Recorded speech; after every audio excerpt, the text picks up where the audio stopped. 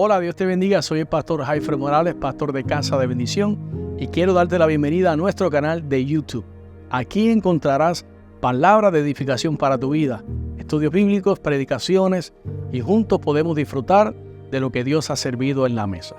Vamos a buscar ahí el libro del apóstol Juan, el Evangelio del apóstol Juan, capítulo 3. Y hoy vamos a hacer algo diferente, no vamos a empezar en el 3:16. Estamos acostumbrados a empezar, es el verso, uno de los más conocidos de la Biblia. Vamos a empezar en el verso 14. Estas divisiones, aprovecho para decirlo, que existen. Cuando usted abre la Biblia, por ejemplo, la Reina Valera dice el amigo y el esposo, el que viene de arriba, Jesús y la mujer samaritana. Todas esas subdivisiones son cosas que el hombre ha ido creando para hacer fácil el estudio y la lectura de la Escritura, así como los números de los versículos. Eso no existía, era un rollo y era consecutivo. De modo que en el contexto es importante que empecemos hoy leyendo el verso número 14 del capítulo 3. Y el título bajo el cual vamos a estar predicando es El enviado de Dios. El enviado de Dios. Ya ustedes saben seguramente quién es. Dice el verso 14: y como Moisés levantó la serpiente en el desierto, así es necesario que el Hijo del Hombre sea levantado, para que todo aquel que en él cree no se pierda, mas tenga vida eterna. Porque de tal manera amó Dios al mundo, que ha dado a su Hijo unigénito, para que todo aquel que en él cree no se pierda, mas tenga vida eterna.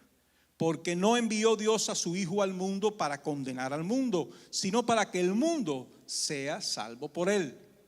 El que en él cree no es condenado, pero el que no cree ya ha sido condenado, porque no ha creído en el nombre del unigénito Hijo de Dios. Y esta es la condenación, que la luz vino al mundo y los hombres amaron más las tinieblas que la luz, porque sus obras eran malas. Porque todo aquel que hace lo malo aborrece la luz y no viene a la luz, para que sus obras no sean reprendidas. Mas el que practica la verdad viene a la luz, para que sea manifiesto que sus obras son hechas en Dios. Y oramos, y ustedes oren también por mí.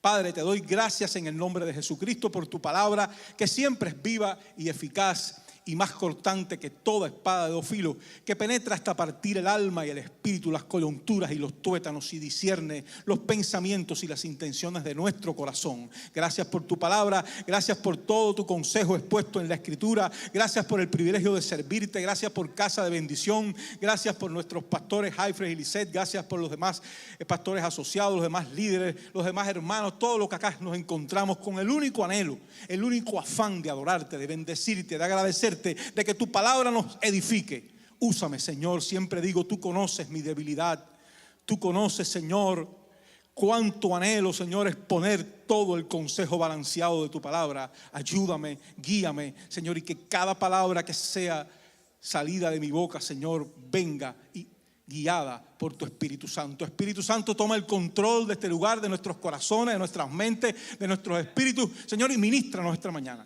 Redargúyenos, amonéstanos, exhórtanos, confróntanos, Dios. Te lo pedimos en el nombre poderoso de Jesucristo. Y tu iglesia dice amén, amén. Y se pueden sentar en lo que yo busco que esto me eche un poquitico más de aire para allá. Jesucristo te ama. Repítelo conmigo. Jesucristo te ama. Díselo al que tienes al lado. Jesucristo te ama. Y piénsalo como si estuvieras diciéndolo allí en la línea de Walmart, como si estuvieras en algún momento en tu trabajo, en el lunch, y alguien se acerca a ti y le dices, ¿qué? Jesucristo te ama. Jesucristo te ama. La mayoría de las veces que empezamos a predicar o a hablar a alguien sobre el Evangelio de Cristo, decimos esa frase estremecedora, ¿verdad que sí? Jesucristo te ama. La mayoría de las veces quizás solo hacemos este énfasis en el amor de Jesucristo por el pecador, y le decimos al perdido, Jesucristo te ama. Nos afirmamos a nosotros que Jesús, o que el Dios Trino y Uno, en definitiva, aborrece al pecado, pero que ama de manera profunda al pecador. Y se repite la frase hermosa, Jesús te ama. Muchas de estas veces esa persona que no conoce a Jesús nos responde: yo sé que Él me ama, yo también le amo, pero tengo mis creencias, aún no es tiempo para mí de ir a la iglesia, no me siento listo. O responde en el peor de los casos que eso no les dice nada. ¿Qué importa que me ame Jesús o no? Mi vida es mía. O si es ateo o agnóstico, sonríe con cierto aire de soberbia, ¿verdad que sí? Y nos recuerda que según su incredulidad, Jesús fue solo y si acaso un maestro de moral judía, pero que Dios no existe en lo absoluto porque Él es ateo. Y nosotros repetimos la frase: Jesús te ama. Muchas de estas personas irán alejándose de nosotros y quizás nunca reconozcan a Jesús como Señor y Salvador. Irán alejándose de nuestra vista y directo a la perdición, directo al infierno, directo a ese lugar horrendo de castigo. Y esto sucederá por la ineficacia de nuestro enfoque evangelístico. Tenemos a veces ineficacia en nuestro enfoque evangelístico y hoy Dios me ha inquietado con esto y quiero hablar de esto. Porque al acercarnos a alguien y hablar de Dios tenemos que ir con el enfoque correcto de las Escrituras. Y es que toda persona, toda, aún los que estamos sentados aquí, necesitamos, y los que están afuera perdidos, imperiosamente un Salvador. ¿Verdad que sí? La verdad es que no hay nada en el mundo que Dios debiera amar. Cuando usted le dice a alguien Jesús te ama y lo deja cortito allí, usted está sencillamente aumentando el ego de esa persona. Si es una persona creyente que tiene diversas creencias, wow, esto que ellos creen que es su Dios me ama, qué importante soy. Y la verdad es que no hay nada que Dios debiera amar en el mundo. Dice el príncipe de los predicadores Charles Spurgeon en referencia al amor de Dios. Ese amor de Dios es una cosa maravillosa, especialmente cuando lo vemos volcado sobre un mundo perdido, arruinado, culpable. ¿Qué había en el mundo para que Dios lo amara de esa manera, de tal manera que amó Dios al mundo? No había nada amable en él, ninguna flor fragante crecía en ese árido desierto, enemistad en contra de él, odio hacia su verdad, desprecio hacia su ley, rebelión en contra de sus mandamientos. Esas eran las espinas y zarzas que cubrían la tierra baldía. Ninguna cosa deseable florecía allí. Sin embargo, continúa Spurgeon, Dios amó al mundo.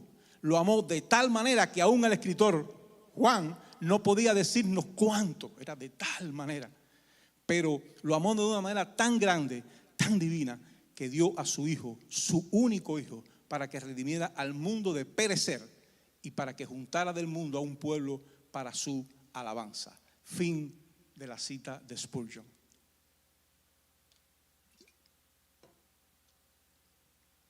No hay nada especial en nosotros ni en nadie para que Dios nos ame. Y lo repito, no hay nada especial en nosotros ni en nadie para que Dios nos ame. Dios ama porque Dios es amor y es la fuente eterna del amor. Ama porque es su modo de ser. Está en su persona, ¿verdad? En su esencia. No porque nadie se pueda jactar en su presencia de nada especial que impresione a Dios y que Dios deba amar. El ser humano y toda la creación forman parte de un mundo caído que se rebeló en contra de su creador. No obstante, por el atributo divino del amor de Dios, ese atributo que afirma también Juan en una de sus epístolas, Dios es amor. A pesar de esa rebelión, el Señor estableció una salida que no fue inmensamente buena. Era por su amor. No tenía nada de qué amarnos a su creación caída por rebelión. Pero Él, como es amor, nos amó. Pero hay otro atributo divino en acción que es la justicia y la santidad de Dios. Estos establecen la enemistad de Dios contra todo pecado, contra todo mal, contra todo lo que se levante contra Él, contra todo el que decida ejercer el pecado, más allá de la oferta de salvación de Dios. Es importante que al acercarnos a hablar de Dios a quien no lo conoce, establezcamos esa tensión entre su amor grandioso, Jesús te ama, y la condición caída del hombre. Pero eres un pecador. ¿Entendido? Jesús te ama, pero eres un pecador. Es importante que confrontemos a cada uno con toda la verdad. El proverbio que leyó la hermana de Amilé decía: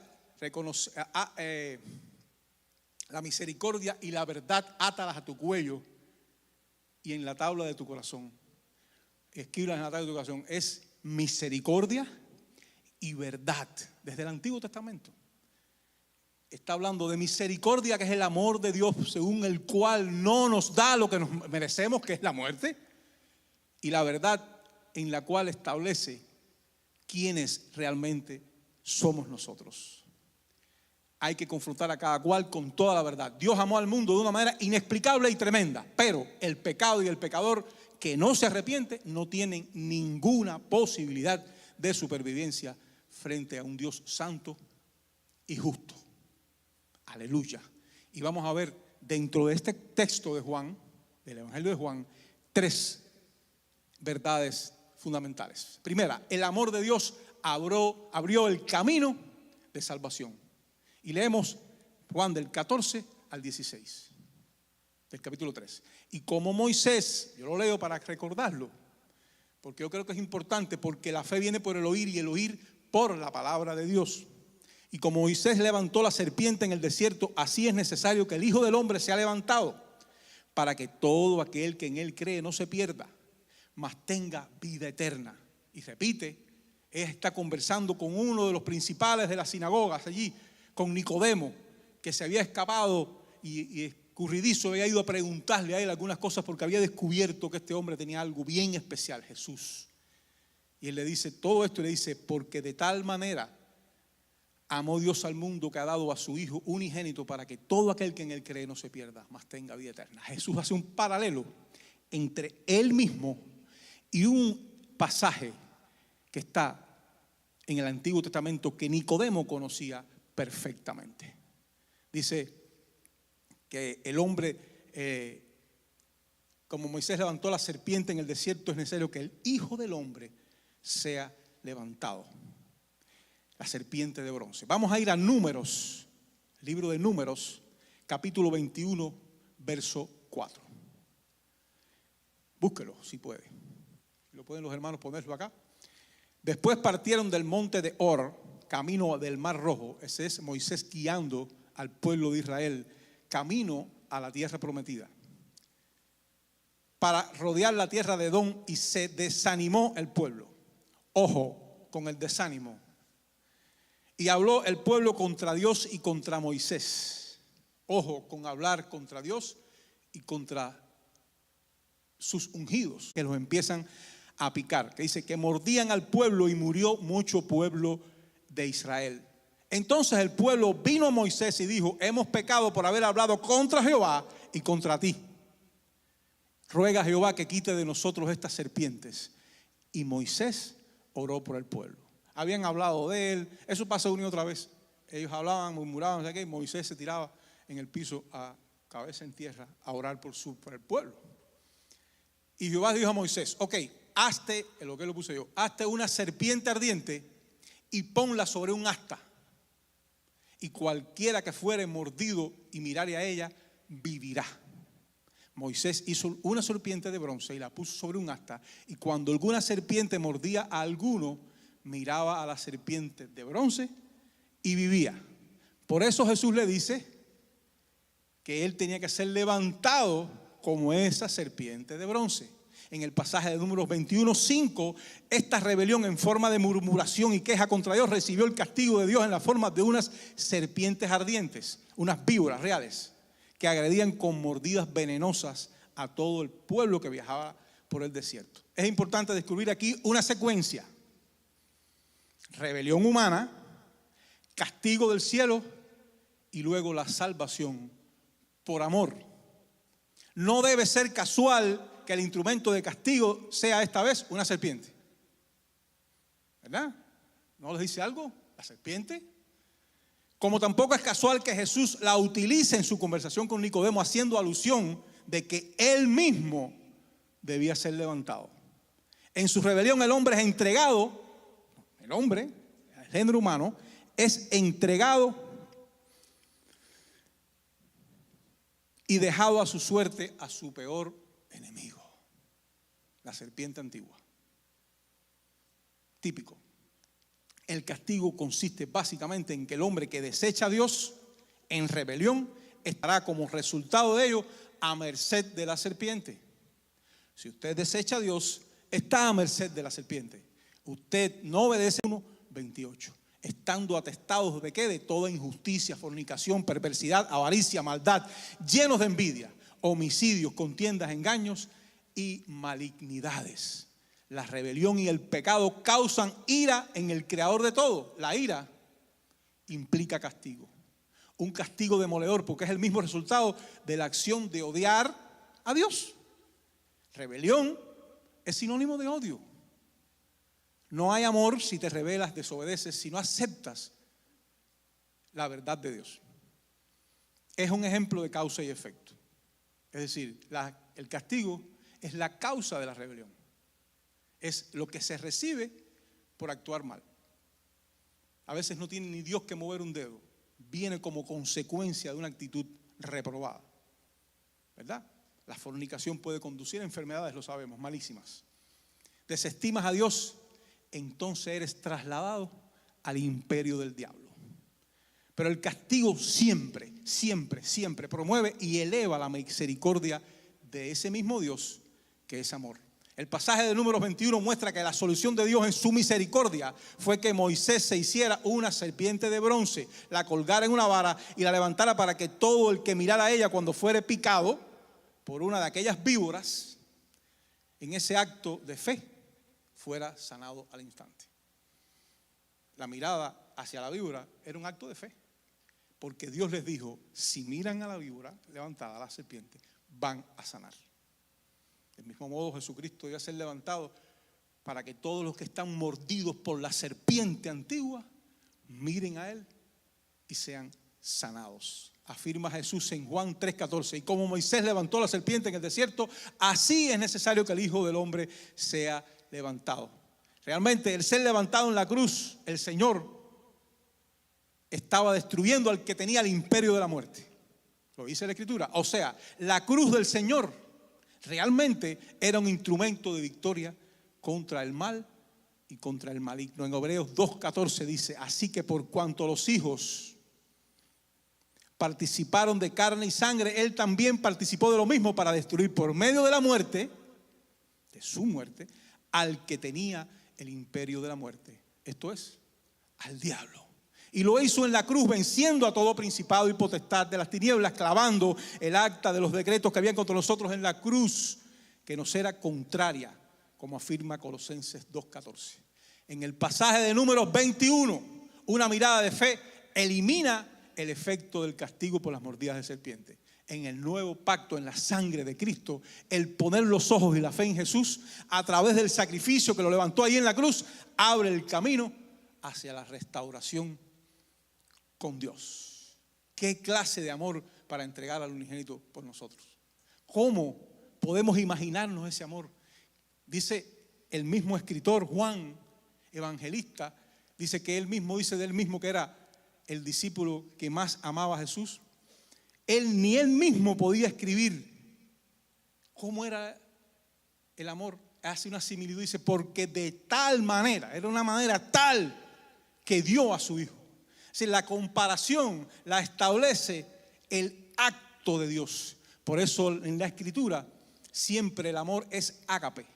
Es un amor en acción, no es un sentimiento. Yo siento amor por esta persona. No, el Señor dice que hay que amar incluso a los enemigos. Dice Juan 3:16, porque de tal manera amó Dios al mundo que ha dado a su Hijo unigénito para que todo aquel que en Él cree no se pierda, mas tenga vida eterna.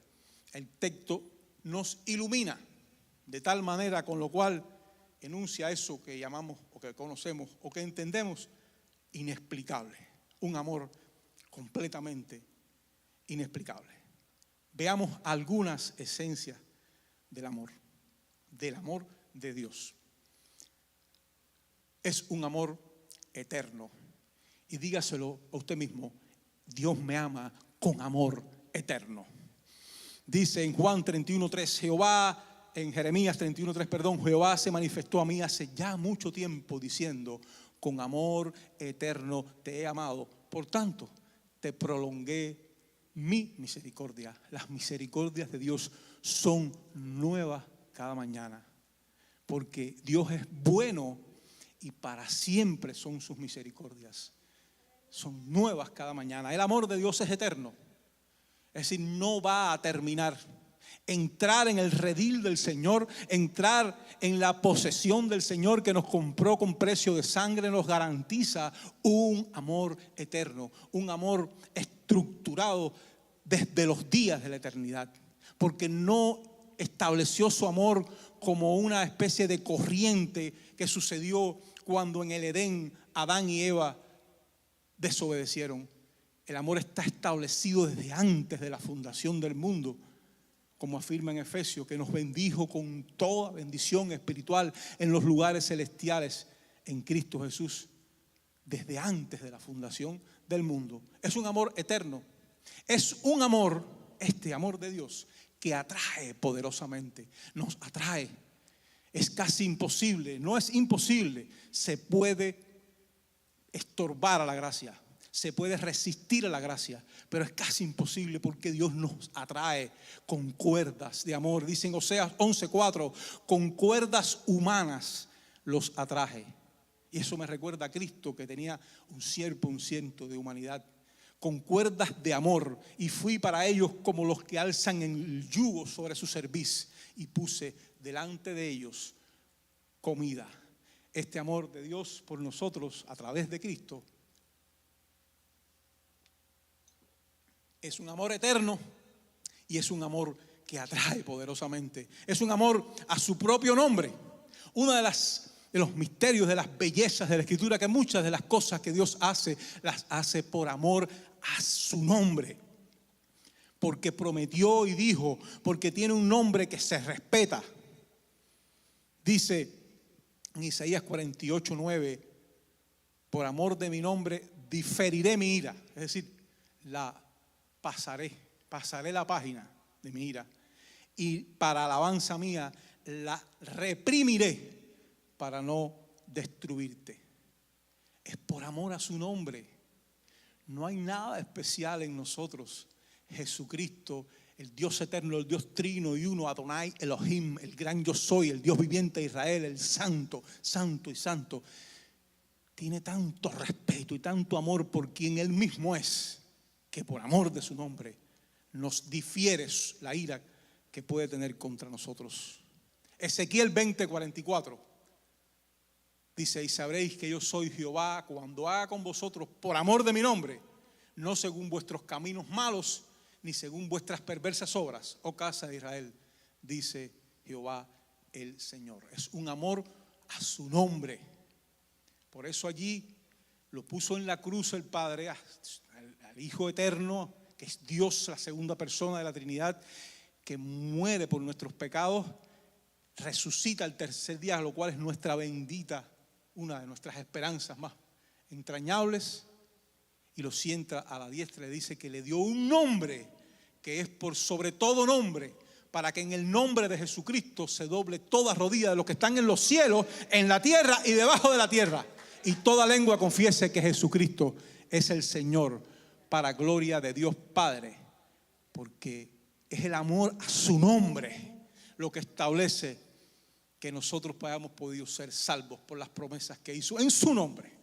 Es un amor que confirma sus pactos y los establece, porque Dios, ya lo sabemos, es un Dios de pacto, es un Dios de sí y amén. No se echa para atrás, no miente, no se arrepiente, porque no es hijo de hombre para que mienta ni para que se arrepienta. Dice Jeremías 14:21, por amor de tu nombre no nos deseches, ni deshonres tu glorioso trono. Acuérdate, no invalides tu pacto con nosotros. Es un amor que salva, victorioso, y se regocija en su victoria contra el mal, porque nos salva y es victorioso. La cruz es un símbolo de la victoria, es un símbolo de que hemos sido rescatados, de que tenemos un camino abierto hasta el trono de gracia. Es un símbolo entrañable. Dice Sofonías 3:17, Jehová está en medio de ti, poderoso. Él salvará, se gozará sobre ti con alegría, callará de amor, se regocijará sobre ti con cánticos. ¿Ves? No hay manera de explicar el amor de Dios. De tal manera amó Dios que dio a su Hijo unigénito. Ni Juan casi podía decirlo, pero encontramos estas pistas que, repito, es un amor eterno, un amor que atrae poderosamente, es un amor a su propio nombre que detiene su ira, un amor que confirma sus pactos y los establece, es un amor que salva, victorioso, y se regocija en su victoria contra el mal. Es inexplicable ese amor por el mundo que lo hizo dar a su Hijo eterno para que en Él tuviésemos esta salvación tan grande. Todo el que cree en Jesucristo tiene vida eterna, ¿verdad que sí? Esta fórmula tan aparentemente sencilla suele ser problemática al presentarla. Nosotros lo damos por sentado, porque ya somos cristianos, porque ya entendemos la palabra, porque ya somos personas espirituales, los que hemos recibido al Señor, obviamente, los que hemos nacido de nuevo. Y parece que eso es muy sencillo, pero suele ser problemático esa fórmula cuando usted se la presenta a un incrédulo. Tenemos que partir del hecho de que el ser humano está caído, muerto, sin Dios, cuando no tiene a Cristo, sin Dios, sin perdón, sin fe salvadora. El hombre está muerto. En la iglesia hay hijos de desobediencia en los cuales opera cierto espíritu, entre los cuales también todos nosotros vivimos en otro tiempo en los deseos de nuestra carne, haciendo la voluntad de la carne y de los pensamientos, y éramos por naturaleza hijos de ira, lo mismo que los demás. Nosotros éramos hijos de ira. Aquí la muerte en este pasaje, en el contexto bíblico, significa separación de Dios. Morimos espiritualmente, no tenemos acceso a Dios, no tenemos acceso a las bendiciones. Adán y Eva tenían cuerpo glorificado, eran perfectos. Al desobedecer, entran en una separación espiritual profunda y rotunda con Dios. Esa separación, esa muerte espiritual da una incapacidad para entender a Dios y recibirle. Aquí volvemos a notar la relación que hay entre la separación y la muerte espiritual en referencia al espíritu que opera en los desobedientes. La mente reprobada de Romanos, la serpiente antigua, en fin, el enemigo de Dios, Satanás. Los redimidos hemos sido liberados. Colosenses 1:13 dice, el cual nos ha librado de la potestad de las tinieblas. Nos ha librado de la potestad de las tinieblas y trasladado al reino de su amado Hijo, en quien tenemos redención por su sangre, el perdón de pecados. Pero el hombre sin Dios está incapacitado para entender la verdad de Dios, porque no es espiritual. Por eso la fórmula Jesús te ama y ya, sin más, es completamente inoperante. Es necesario mostrar la realidad de la condición del hombre pecador, su realidad horrible, desesperante, la suciedad, lo aborrecible de esa naturaleza alejada de Dios. Hay que confrontar al impío, hay que decirle a la persona y no poniéndoles una altitud nosotros. La diferencia que tengo contigo es que tengo un Redentor, en que la sangre de Jesucristo me ha lavado de mi maldad, pero yo soy igual que tú. Eres pecador, eres despreciable a los ojos de Dios. La única puerta de entrada es el sacrificio de la cruz. Jesús te ama y te está llamando a aceptar su sacrificio. Es necesario mostrar la realidad de esa condición del hombre pecador, su realidad horrible y desesperante. Dice Gálatas 5:19, y manifiestas son las obras de la carne, que son adulterio, fornicación, ¿alguno se acuerda de eso?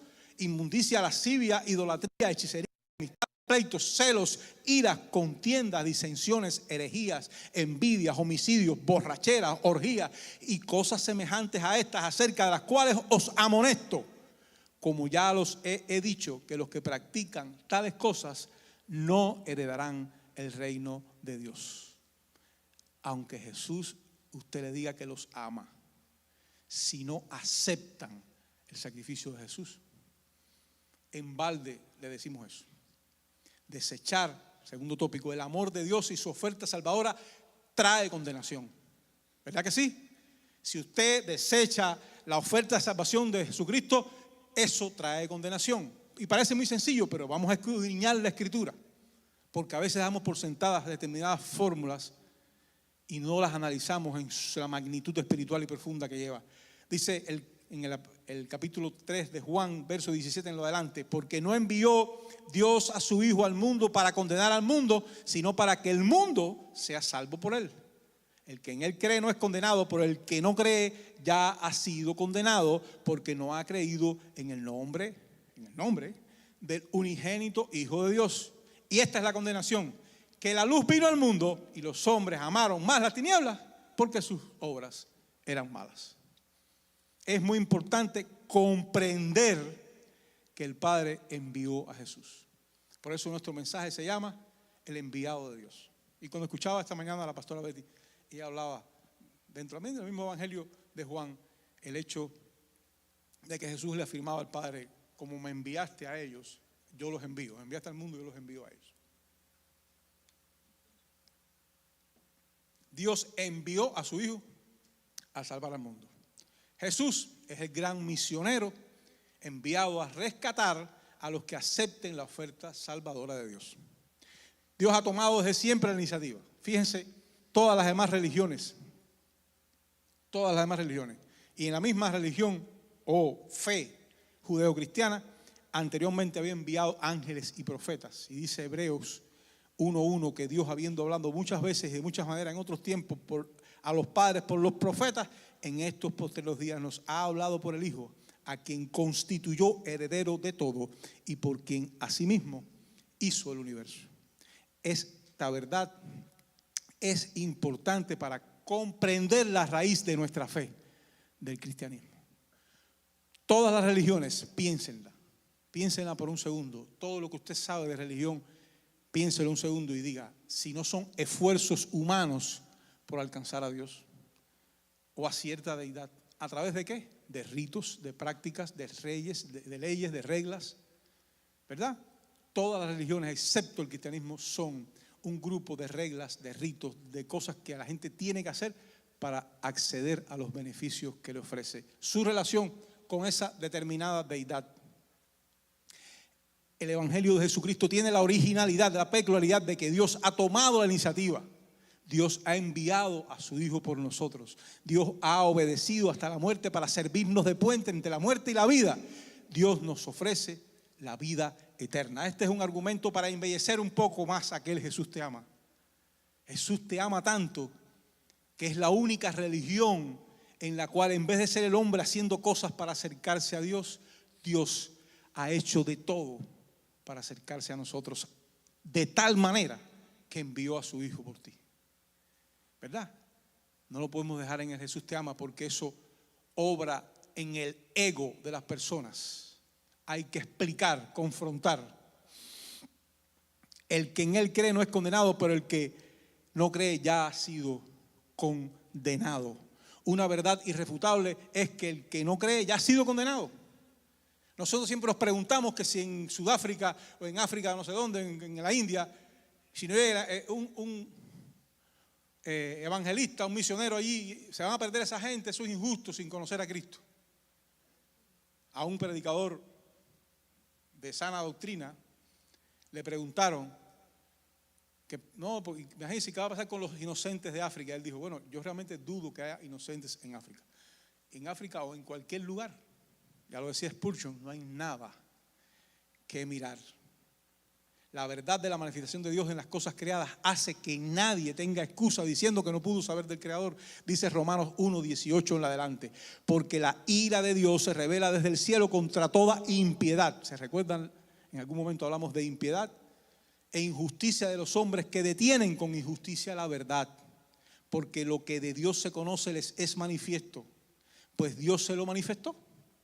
Porque las cosas invisibles de Él, su eterno poder y deidad, se hacen claramente visibles desde la creación del mundo, siendo entendidas por medio de las cosas hechas, de modo que no tienen excusa.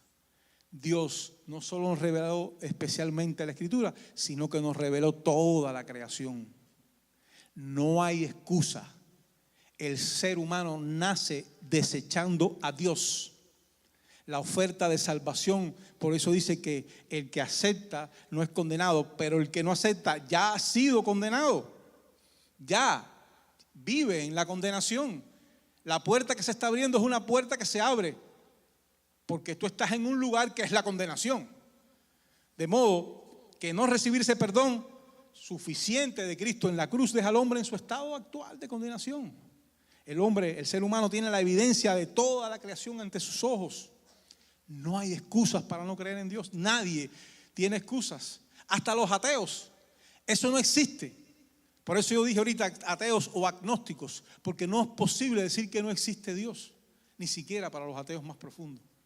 A veces cuando llegan al momento crucial, blasfeman contra Dios, muestran que están indignados con Dios, tienen algún pesar, alguna cosa que les pasó, que la agarraron contra Dios y entonces son ateos. Pero eso no es ateísmo, eso es agnosticismo, eso es otra cosa. Eso es rebelión, eso es incredulidad. En eso radica la esencial condenación humana, fruto de una grave incredulidad. Dice Romanos 1:28, siguiéndose adelante, dice: como ellos no aprobaron tener en cuenta a Dios. ¿Quiénes son ellos?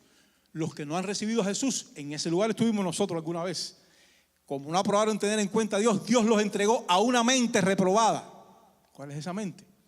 Para hacer cosas que no convienen, estando atestados de toda injusticia, fornicación, perversidad, avaricia, maldad, llenos de envidia, homicidios, contiendas, engaños, malignidades, murmuradores, detractores, aborrecedores de Dios, injuriosos, soberbios, altivos, inventores de males, desobedientes a los padres, necios, desleales, sin afecto natural. Esa es la Biblia. Ese no soy yo ni nada de eso. Esa es la Biblia, Romanos.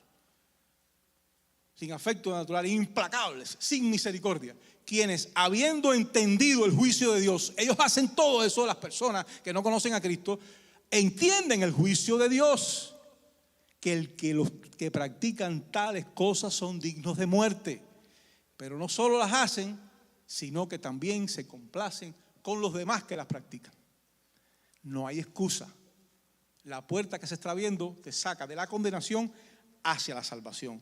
Pero el que no cree en Cristo está en la condenación. Y eso es lo que hay que decirles. Recuérdense, el objetivo de toda esta predicación es que no nos quedemos con el simple y llano: Jesús te ama. A la gente hay que confrontarlo con su verdad, la verdad de su actual estado de condenación. Las personas que no tienen a Jesucristo viven en la condenación.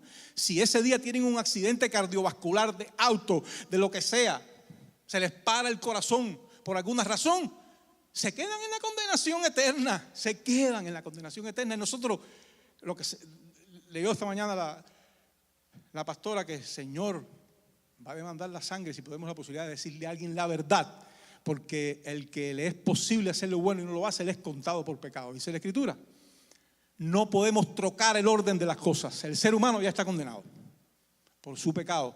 Todo hombre sin Cristo como Señor y Salvador está condenado a vivir el castigo eterno. Eso es lo que hay que decirle a las personas. A mí me gusta Living Waters o Agua Viva. Ahora se me olvidó el nombre del Ray Comfort. Ray Comfort es un predicador, un evangelista que tiene un ministerio que se llama Agua Viva. Y él se mete en lugares donde están la gente con unos peinados de pincho rarísimos. Y ahí lo que primero él empieza es por los mandamientos. Por los mandamientos. Señor, ¿tú crees en la Biblia? ¿Pero qué? Y la gente empiezan como a burlarse de él y empieza a decir, pero tú. Y termina, algunos de ellos están llorando porque los confronta con la verdad. Claro, tú no puedes ir ahí a predicar a esa gente después que saliste de la discoteca o en pecado. O sea, hay que estar orando, ayuno y oración, porque ahí ayuno y oración. Todo hombre sin Cristo está condenado. La aceptación del sacrificio expiatorio en la cruz por arrepentimiento y fe nos libra de esa condenación y nos lleva al reino de su amado Hijo. Por favor, al que me estás viendo quizás en las redes, entiende, quien quiera que seas, que estás condenado y solo serás librado si te arrepientes de tu manera de vivir y si aceptas que Jesucristo pagó por todos tus pecados. Dice Romanos de nuevo 3:23, por cuanto todos pecaron y están destituidos de la gloria de Dios, siendo justificados gratuitamente por su gracia mediante la redención que es en Cristo Jesús. La condenación es el desprecio de la cruz y el gusto por las tinieblas. Dice la Escritura en Juan 3:19, y esta es la condenación. O sea, él explica qué cosa es la condenación. Dice que la luz vino al mundo, y la luz era Cristo literalmente, ¿verdad? Yo soy la luz del mundo, dijo él. La luz vino al mundo y los hombres amaron más las tinieblas que la luz, porque sus obras eran malas. Esa es la condenación. Concepto de condenación es que la luz vino al mundo y los hombres les gustó más la oscuridad, las tinieblas, lo malo, lo perverso, lo absurdo, que la verdad entrañable, transparente, luminosa, hermosa, sacrificial, amorosa de tal manera de Cristo y del Padre de las luces. Hay dos caminos eternos: la luz, Jesucristo es la luz, o las tinieblas. Sabemos quién es las tinieblas. Dice Juan 3:20, porque todo aquel que hace lo malo aborrece la luz y no viene a la luz para que sus obras no sean reprendidas. Muchas veces, ¿verdad?, nos hemos topado personas que te dicen: yo no estoy listo. Esa persona lo que no quiere venir a la luz para que sus obras no sean reprendidas. Le tiene miedo a la verdad en grande. Le tiene miedo al desarme que puede suceder. Pero Dios es amor. Ese desarme que va a suceder en tu vida es un desarme glorioso. Cuando yo abrí por primera vez una Biblia, yo las había abierto antes, después de haber recibido a Jesús, los lagrimones me bajaban y yo no sabía ni por qué era aquello, leyendo cualquier proverbio, la genealogía de alguien, y yo estaba ya llorando ahí, porque el Espíritu me conmovía, me estremecía. El Espíritu estaba haciendo algo en mí que yo mismo no sabía qué hacer. Entonces le tenemos que decir a las personas: no, tú sí estás listo. Es más, tú estás más que listo.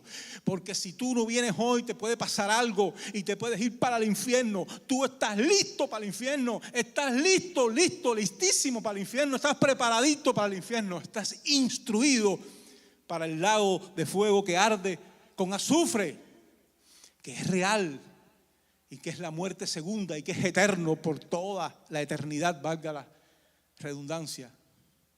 Pero dice Juan 3:21 que el que practica la verdad viene a la luz para que sea manifiesto que sus obras son hechas en Dios. El Señor siempre ha puesto delante del hombre dos caminos, dos opciones, una encrucijada: la luz o las tinieblas, el bien o el mal, la vida o la muerte. Dice en Deuteronomio 30:15, me encanta. Mira, le dice Dios al pueblo, yo he puesto delante de ti hoy la vida y el bien, la muerte y el mal. Lamentablemente, algunos optan por un camino de tinieblas. Una y otra vez Dios les habla y una y otra vez avanzan hacia las tinieblas. Los que practicamos la verdad manifestamos que todo lo hacemos para agradar a aquel que nos llamó. ¿De dónde? De las tinieblas a su luz admirable. Pero ¿qué dice el apóstol Pedro en el capítulo 2 de su primera epístola, verso 9? Mas vosotros, los que creemos en Jesús, somos linaje escogido, real sacerdocio, nación santa, pueblo adquirido por Dios, para que anunciéis las virtudes, para eso es todo, para que anunciemos las virtudes de aquel que nos llamó. ¿De dónde? De las tinieblas, de la condenación, de la perdición, de ese lugar en el que está la persona que le decimos que Jesús lo ama.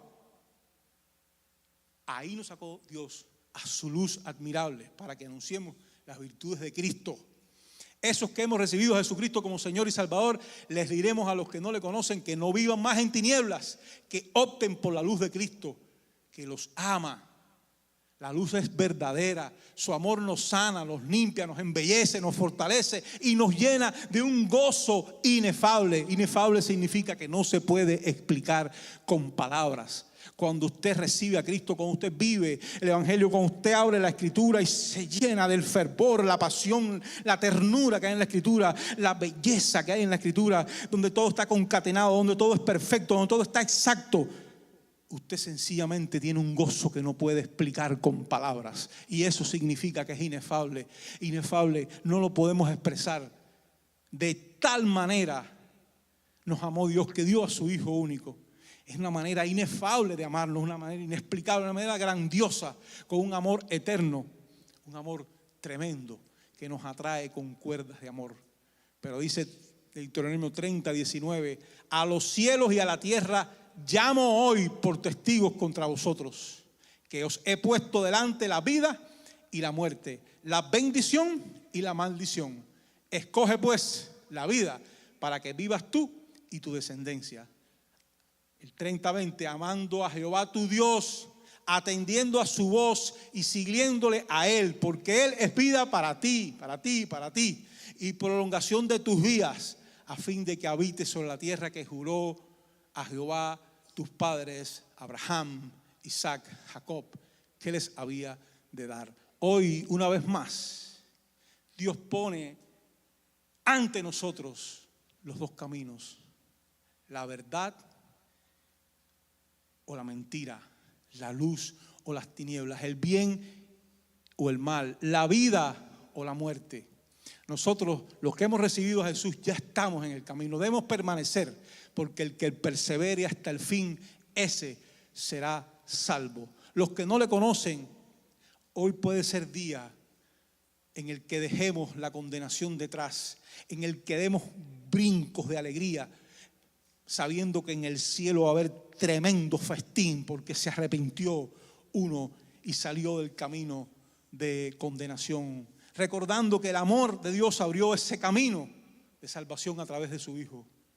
Que desechar el amor de Dios y su oferta salvadora nos deja en la condenación, nos trae más condenación, y que tenemos delante estos dos caminos: luz o tinieblas. De tal manera amó Dios al mundo que entregó a Jesús por nosotros. Jesús ama al pecador, pero lo llama al arrepentimiento y a la fe en su sacrificio. De lo contrario, a pesar del amor, lo espera la condenación y la separación eterna de Dios. Y quiero insistir, hoy puede ser un día en el que, si alguien acá no conoce a Jesucristo, lo reciba como Señor y Salvador. Es tan grande el amor, es de una manera tan inexplicable, que dio el Señor a su único Hijo. El sacrificio de Jesús es suficiente por algunas razones. Primero, porque Jesucristo era el Hijo eterno de Dios. Su eternidad lo capacitaba y lo establecía como la única posibilidad que el mundo pecador pudiera tener para adquirir salvación. Era una salvación para toda la humanidad por todos los siglos, por venir hasta que Él viniera en su segunda venida. Porque era eterno, pero además era libre de pecado. Nos caracterizaba y nos daba la posibilidad de acceder a esa salvación tan grande. Póngase en pie y adoremos juntos. Y si alguien de los presentes no ha recibido a Jesucristo, hoy yo te ruego, y esto, créanme, es bíblico también. Dice el apóstol Pablo que nos dio el ministerio de la reconciliación, que es como si Dios rogase por medio de nosotros: por favor, reconcíliate con Dios. Hola, sé que esta palabra ha sido de grande bendición para tu vida y quiero invitarte a que nos visites presencial a nuestras facilidades. Estamos ubicados en el 2525 de la Fortune Road en Kissimmee, Florida, 34744. O puedes comunicarte llamando al 407-483-7845. Bendiciones.